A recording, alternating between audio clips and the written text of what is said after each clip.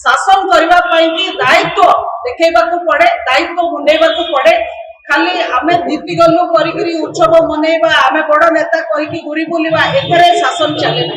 अपराध एवं विशेष भाव में महिला अपराध दिन को दिन बढ़ी बढ़ी चली, किंतु दुख परितापर विषय अत्यंत दुखर सह कहवा पड़ुछि जे जो दिन देशर राष्ट्रपति जड़े ओडिया आदिवासी महिला ओडिशा रे अछंती, सेई दिन दुईटी आदिवासी छुआ, निरीह छुआ आंगनबाड़ी विषाक्त छतुआ खाई मृत्युवरण कर आजिका दिन में सरकारी अव्यवस्था।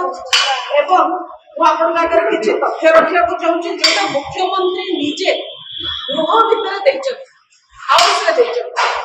गत 8 मास भितर महिला विरुद्ध में 1608 अपराध घटी एवं 8 मास भितर महिला विरोधी अपराध 8% वृद्धि पाई। ये गोटे सांघातिक अवस्था महिला प्रति एवं 54टी गण दुष्कर्म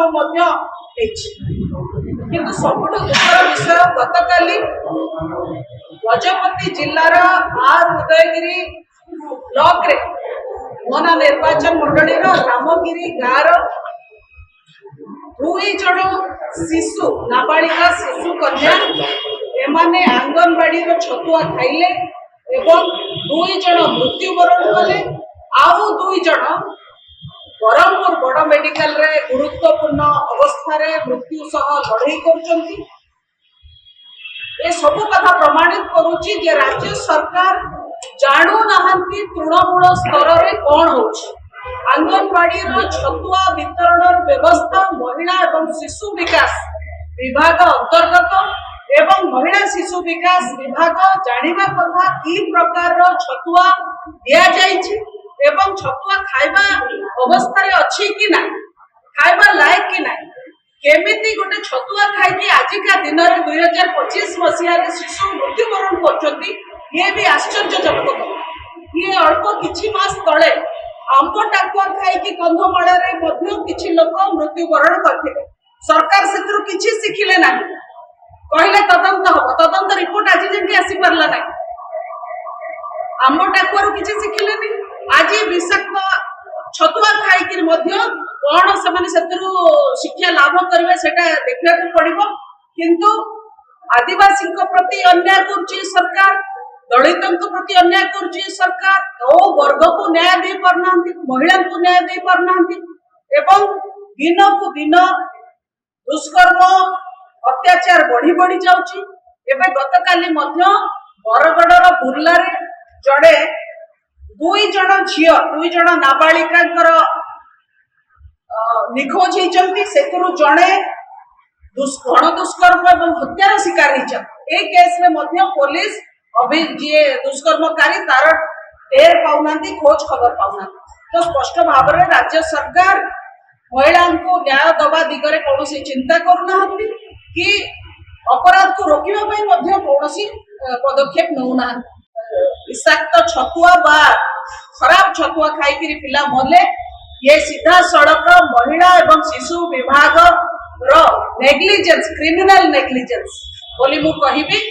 एवं ये घटनार नैतिक दायित्व नहीं खोद मंत्री जे विभाग दायित्व रे अछंती से तुरंत इस्तीफा दियंतु। शासन करने दायित्व देखा पड़े, दायित्व मुंडेबा पड़े। खाली आम जीति गलु करी उत्सव मनइबा, आम बड़ नेता कहीकि घूरी बुलवा, एथरे शासन चले ना। तेणु सरकार नैतिक दायित्व नियंतु। जो संस्था छतुआ वितरण करिछि से संस्थार मालिक को तुरंत गिरफ्त करा जाऊ। सरकार गोटे व्हाइट पेपर जारी करंतु को बेसिस रे छतुआ को संस्था को दिया वितरण करबा पई। विभिन्न राज्यर विभिन्न आंगनबाड़ी केन्द्र रे किए छतुआ जगौछि, को समय छतुआ जगौछि एवं छतुआर मापदंड कौन, तार मापकाठी कौन, ओ क्वालिटी रे छतुआ दिया होछि। या ऊपर सरकार तुरंत गोटे व्हाइट पेपर रिलीज करंतु।